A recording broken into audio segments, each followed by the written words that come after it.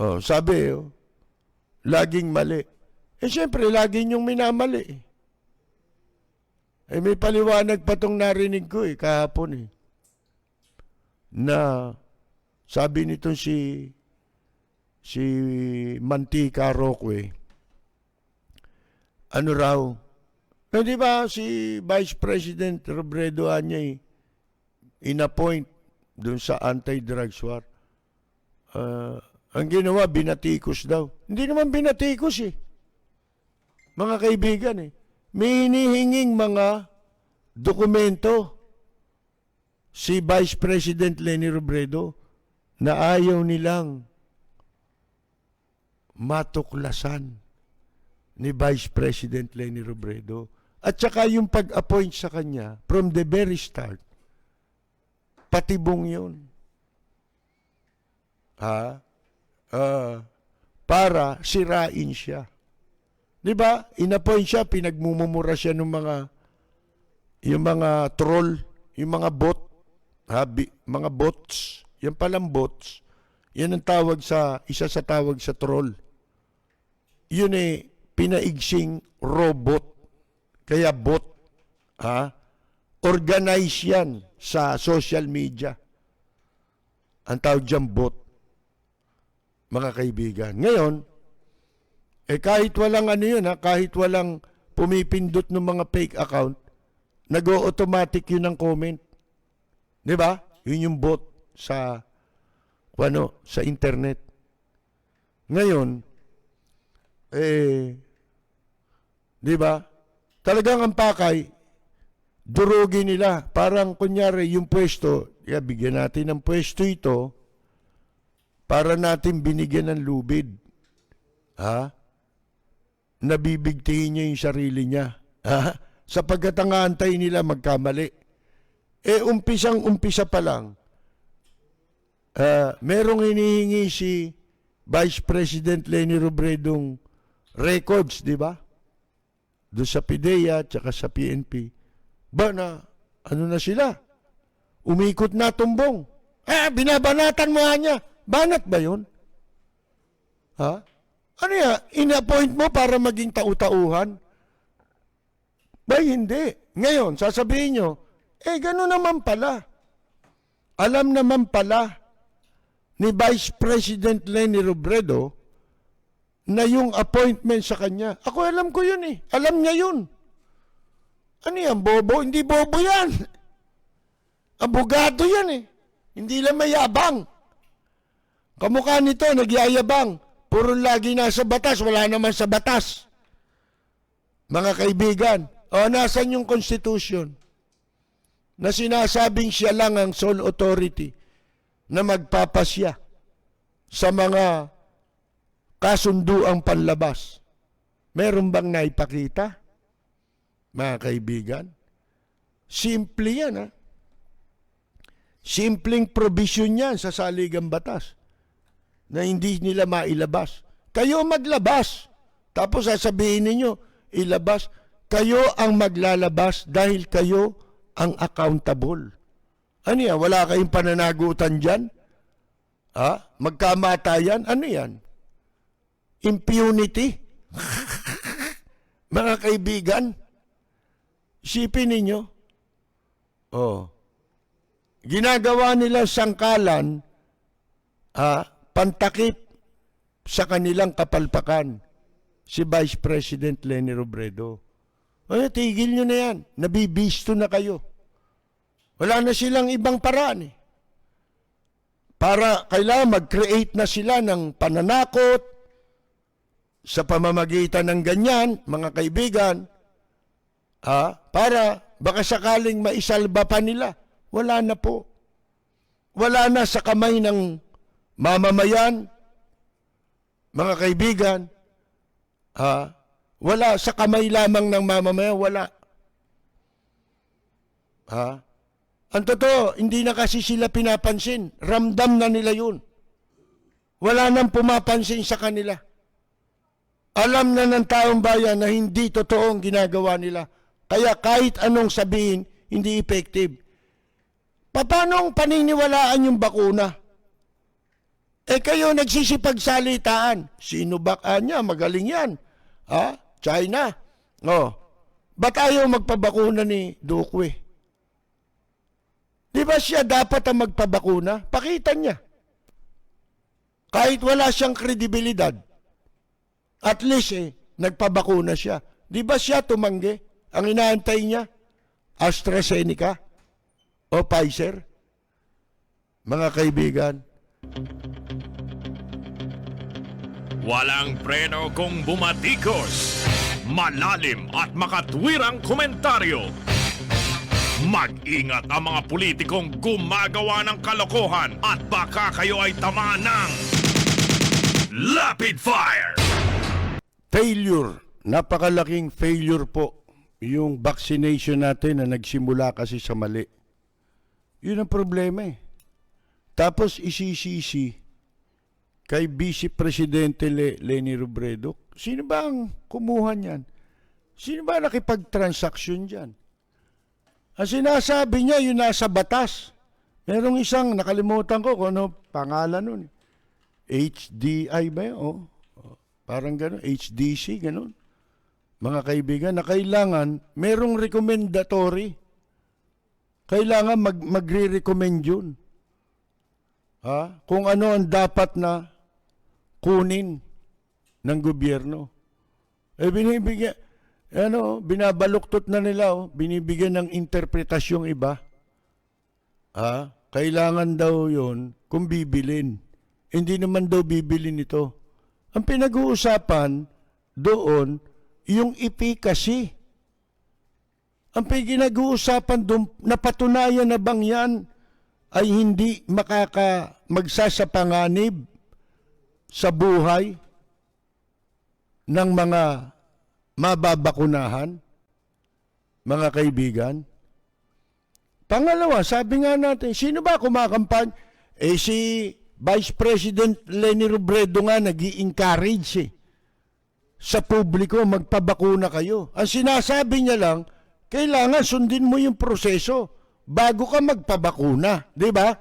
Bago patupad dyan, i-roll out ng gobyerno. Katulad ng ibang mga produkto, nakumpleto nila yung clinical trials.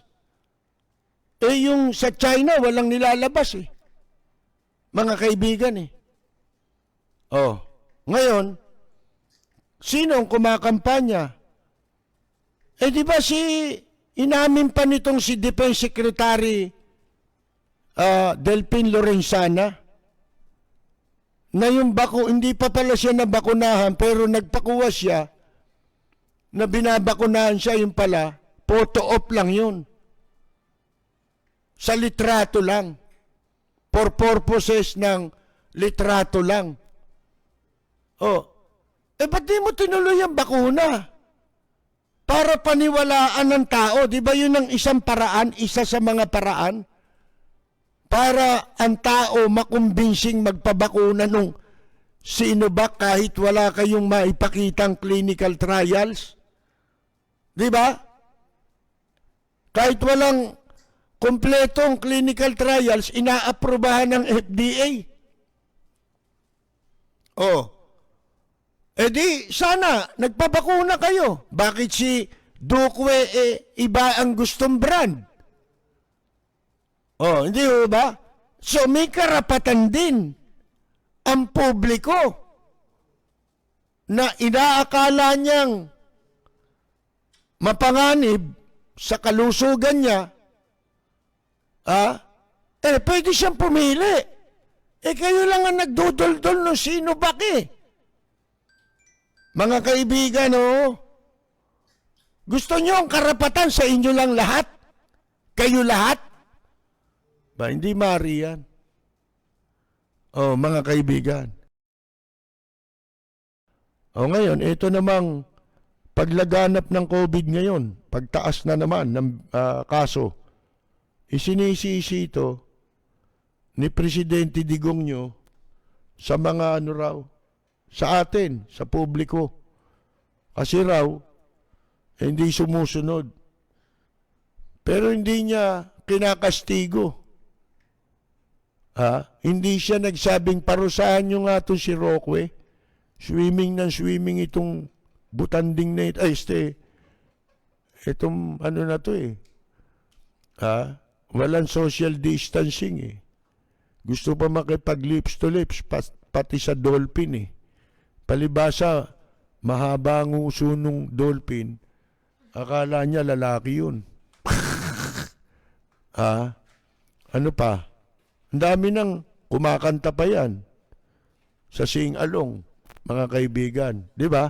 Nagsasabog ng laway niya. Saan pa? Ang dami. Ang dami lumabag na opisyal niya, di ba? Yung sa Baguio, di ba? Nakalimutan niyo na. Mga kaibigan. Pinagbayad lang, oh. Siyempre, may pambayad yun eh. Pag wala kang pambayad, babariling ka, kamukha nung ginawa sa iyo doon sa militar na retirado na. Sipin mo, nagserbisyo, ganun lang ang gagawin sa'yo. Pulis din ang pumatay doon. Di ba? Mga kaibigan. Yung magtitinda ka lang, nagugutom na. Kaysa magnakaw. Tingnan niyo, lahat ginagawa pagsisikap ng mamamayan. Ang gumagawa ng krimen sila eh. Pinagbubugbog eh. Sa Quezon City. Dumbilib si Joy Belmonte pagka maraming binubugbog na residente sa Quezon City.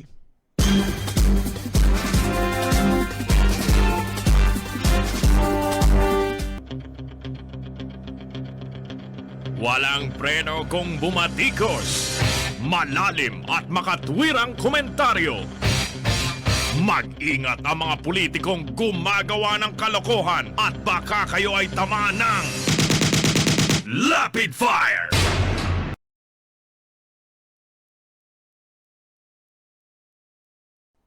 Kikibulang yan pagka malapit na kung sino mananalo, doon sasama yan. Mga kaibigan. Unang-una, hindi naman sila kasama rito, di ba? Nung kumakandidatong presidente ito, mabuti pa nga tayo. Di ba? Naloko tayo nito ng paniwala Kinampanya ko pa.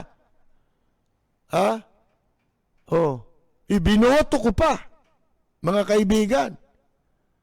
Kaya kong patunayan ang boto ko. Mga gago kayo. Kung sino man magko-question, kaya mo, alam ko, inaamin ko ang pagkakamali ko.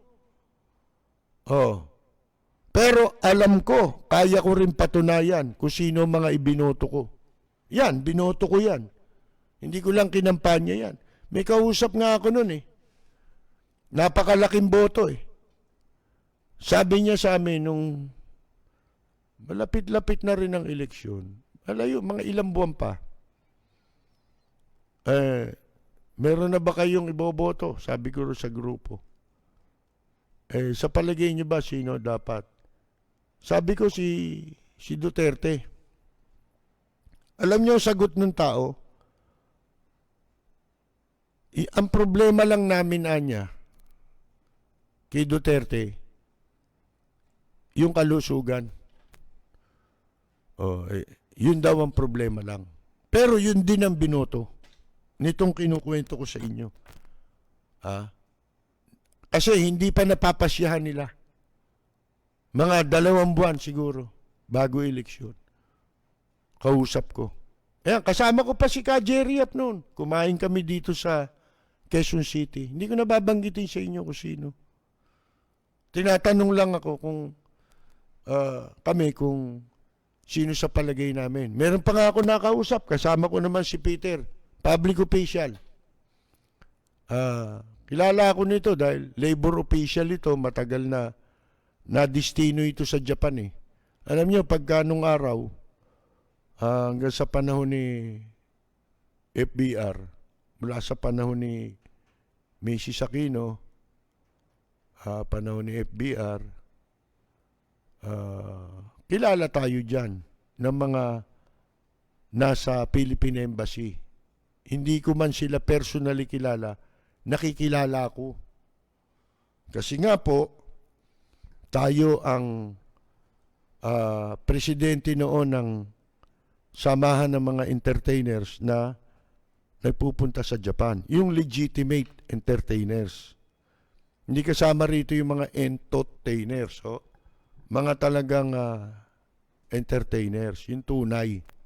So, meron tayong programa sa radyo na ginagamit natin yan para sa sa-suggest ng mga mabuting gawin sa kapakanan ng mga overseas Filipino entertainers. Kasi nga po na napili din tayo noon isa bilang kumatawan sa mga overseas entertainers ng OWA, ng POEA at ng Department of Labor bilang isa sa mga miyembro ng Advisory Council. POEA, DOLE POEA, Advisory Council. Ano yung ibig sabihin nun? Anong tungkulin nun? Ang tungkulin nun ay mag-formulate nung Advisory Council. Marami kami ron sa entertainers. Ako ang nag-iisang kumakatawan. Nagulat nga ako dahil pinatawag ako noon. Una silang nag-meeting, puro recruitment agency, mga managers. Sabi nung nakaupo sa POA, hindi, asan ang entertainer dito? Nasaan yung Association of Filipino Entertainers? Nasaan yung si Mr. Lapid? Kaya napilitan sila na kausapin ako para dumalo sa susunod na pagpupulong na ginanap sa POEA. At nung makita ako nung administrator at that time, ang ganda ng reception sa akin, nakangiti ka agad. May pagkasuplado yun. Kasi alam niya na ang mga entertainer, ang pinaka-importanting sektor sa pag-formulate o paglikha ng mga pulisiya sa deployment ng mga overseas Filipino entertainers. Bakit? Kasi ikaw yung nakakaalam kung ano ang mabuti para sa iyo. Itong mga recruiter, itong mga managers, profit-oriented yan. Kita ang hinahanap niyan, hindi yung kapakanan mo. Kaya ang number one, pinaka-importanting sektor, tandaan ninyo, ito sa entertainment industry, yung sektor ng mga entertainers. Sapagkat kayo yun kung wala kayo, wala silang kita. Ngayon, kung ano mabuti sa inyo, kayo rin ang nakakaalam. Kaya ako humahanga sa mga ganun tao, yung naging administrator na yun ng POEA. Ang tawag doon Advisory Council on Overseas Entertainment. O pagka merong mga ipapatupad na gustong ipatupad, kukonsultahin muna kami, gagawa kami ng rekomendasyon at base doon, magpapatupad ang POEA. Kumukonsulta bago nila gawin ang policy. Pag-uusapan ninyo, pagdidibatihan ninyo. Siyempre, isipin mo yun, mga malalaking tao yan. Buhay pa nun si Iligarde, si Ilay. Si Ilay, naging OWA administrator yun. Isipin ninyo, gago ito si Erap talaga. Palibasa, barkada niya, ginawang OWA administrator, labag sa batas yun. Hindi ka pwedeng ma-appoint kung ikaw recruitment agency ka. Up to port consanguinity yata. Yan ay nakasaad doon sa 1995 Migrant Workers Act of 1995, mga kaibigan, na tinarantado ng mga mambabatas.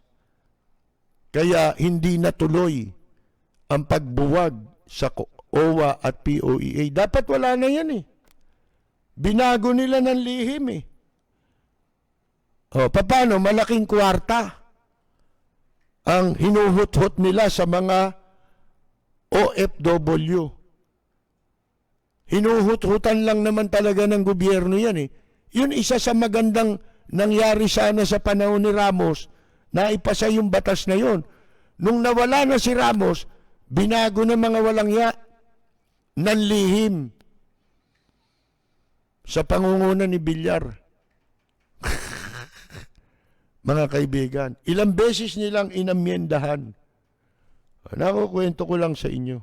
Ha?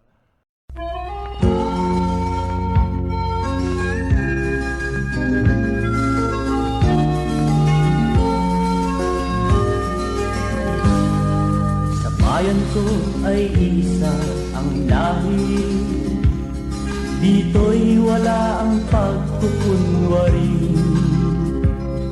Hindi padadaig, sadyang kilala sa daigdig, may pagkakaisa sa bawat nais. Ang bayan ko'y punong-puno ng yaman, bakit ito'y kailangan pang iwanan? Hindi nga ba't anong sarap mabuhay ng buong ganap? Sa bayan mo, sumabit man yaong wakas. Dito sa bayan ko, lahat kami pantay-pantay. Walang nang aapit, ang pag-ibig ay tunay. Dito sa bayan ko, dito'y makikilala mo ang isang kaibigang nagmamahal sa'yo.